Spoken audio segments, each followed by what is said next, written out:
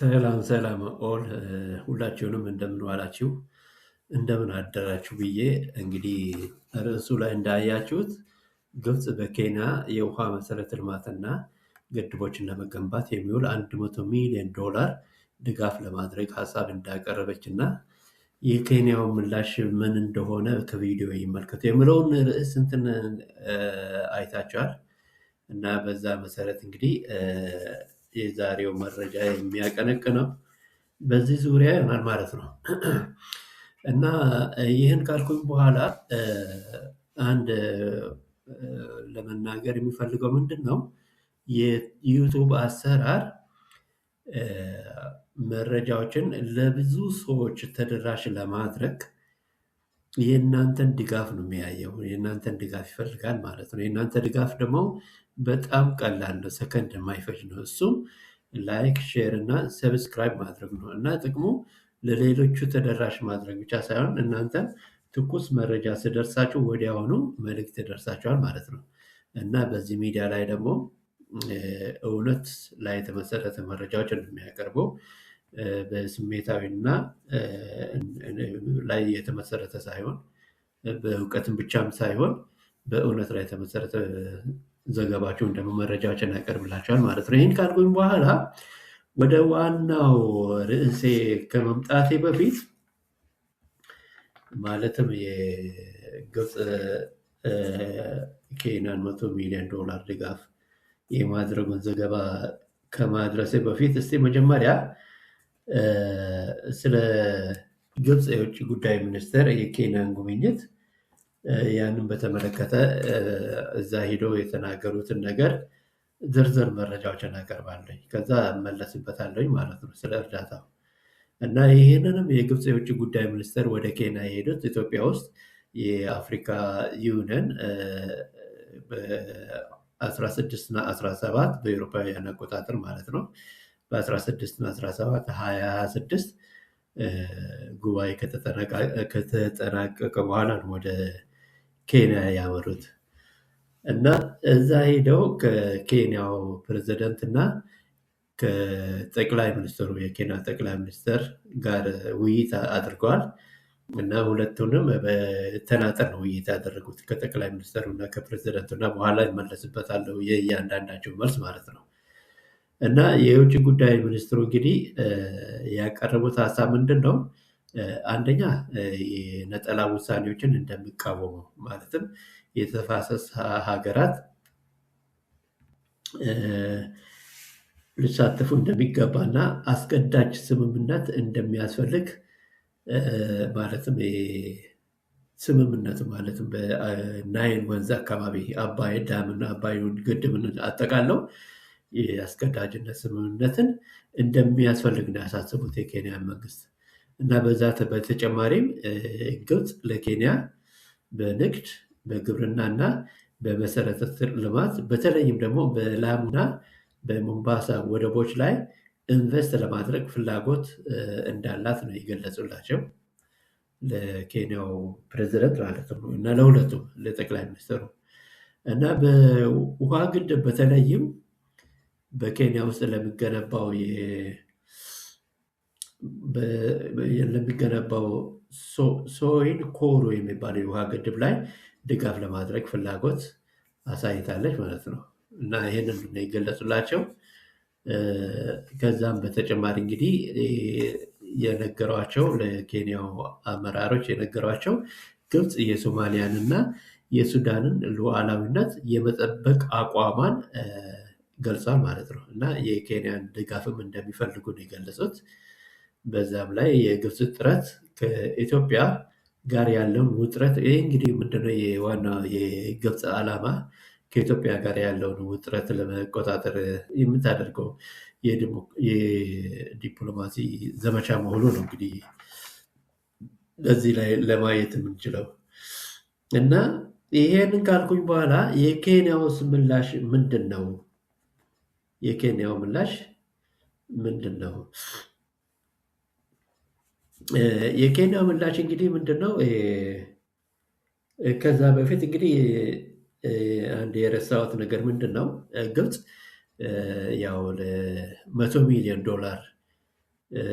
ለግድቦችና ግድቦችን ለመገንባትና ለውሃ መሰረተ ልማት የሚውል $100 ሚሊዮን ግብፅ ለኬንያ ድጋፍ ለማድረግ ፍላጎት እንዳላትም አሳይታለች ማለት ነው። ለሁለቱም ነው ያሳዩት፣ ለጠቅላይ ሚኒስትሩ እና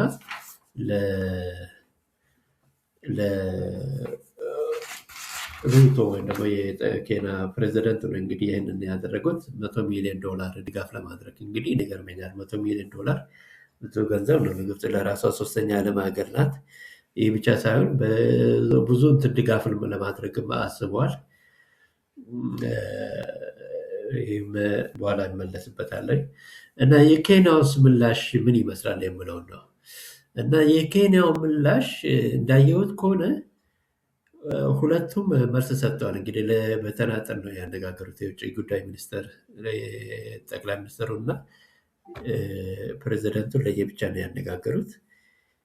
ግን እኔ ፐርሰናሊ ያስደሰተኝ የጠቅላይ ሚኒስትሩ ምላሽ ነው። የኬንያው ምላሽ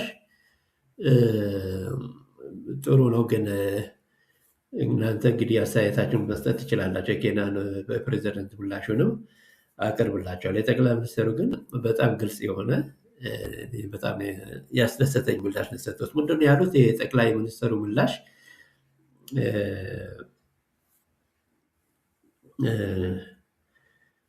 ያደረጉት የእሳቸው ምላሽ ምንድን ነው?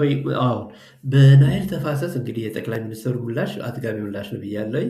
በናይል ተፋሰስ ተነሳሽነት ማዕቀፍ ውስጥ በአፍሪካ የሚመራና በውይይት ላይ የተመሰረተ አካሄድን ትደግፋለች ነው ያሉት። እንግዲህ የኬንያ አቋም በናይል ተፋሰስ ተነሳሽነት ማዕቀፍ ውስጥ በአፍሪካ የሚመራና በውይይት ላይ የተመሰረተ አካሄድን ትደግፋለች ነው ያሉት። ይሄ ደግሞ ኮምፕሊት በቃ ንጹህ የኢትዮጵያ አቋም ነው ማለት ነው።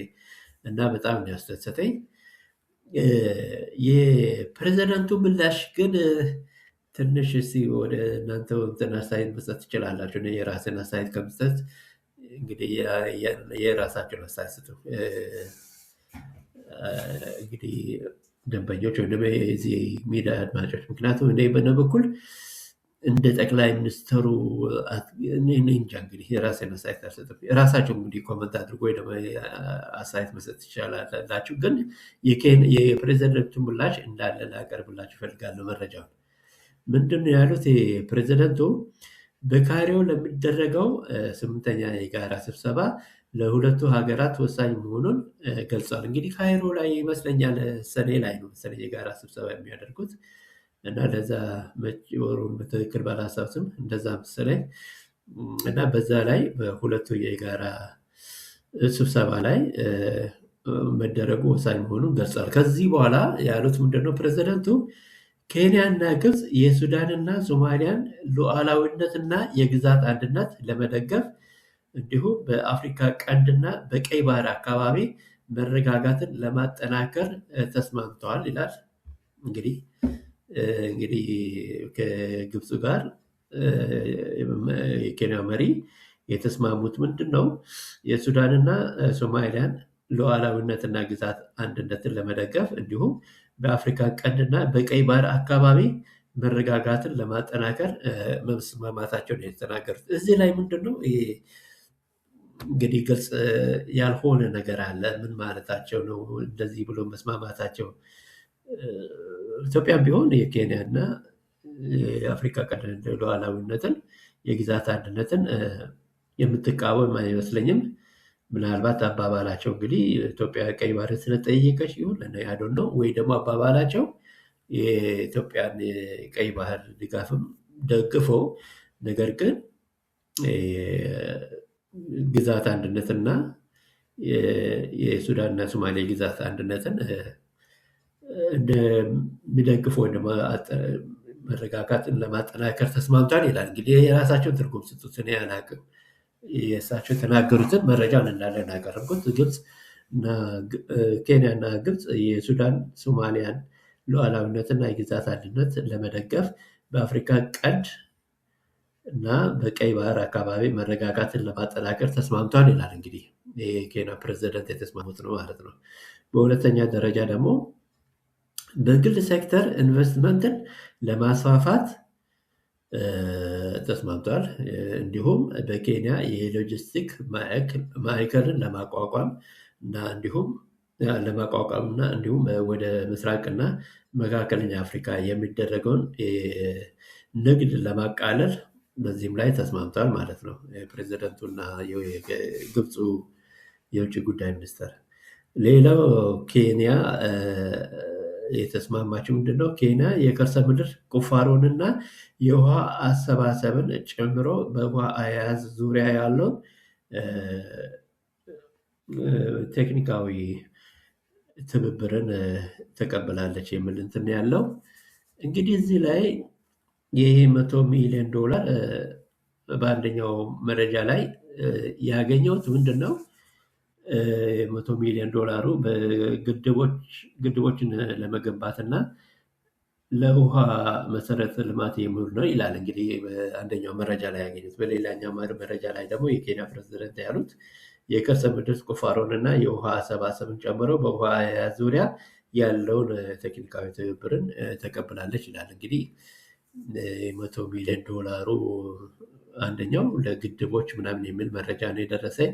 ሌላኛው ደግሞ ለከርሰ ምድርና ቁፋሮ የሚል ነው። እንግዲህ ፕሬዝዳንቱ የተስማሙበትን የሚገልጽ እንትን ነው ያገኙት ማለት ነው።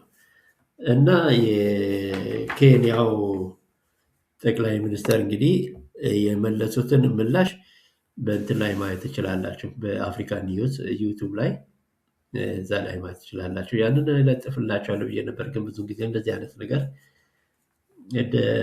አልደፍርም። ምክንያቱም ይሄ ኮፒራይት ዩቱብ ምናምን እንደዚህ አይነት ነገር አልወድም። ጥንቃቄ ለመውሰድ እናንተ ራሳችሁ በአፍሪካ ኒውስ ዩቱብ ላይ ማየት ትችላላችሁ። ምናልባት ታገኙታላችሁ ብዬ ነው የምገምተው። ለማንኛውም እስኪ የሚቻል ከሆነ ወይ ለጥፍላቸው እሞክራለሁ። የሆነ ነገር ከደረሰ ግን ያው ዩቱቡን አወርዳለሁ ማለት ነው። አይ ዶንት ኖ ምን እንደምወሰድ፣ ግን እናንተ ራሳችሁ ፈልጋችሁ አገኙት አፍሪካ ኒውስ ዩቱብ ላይ።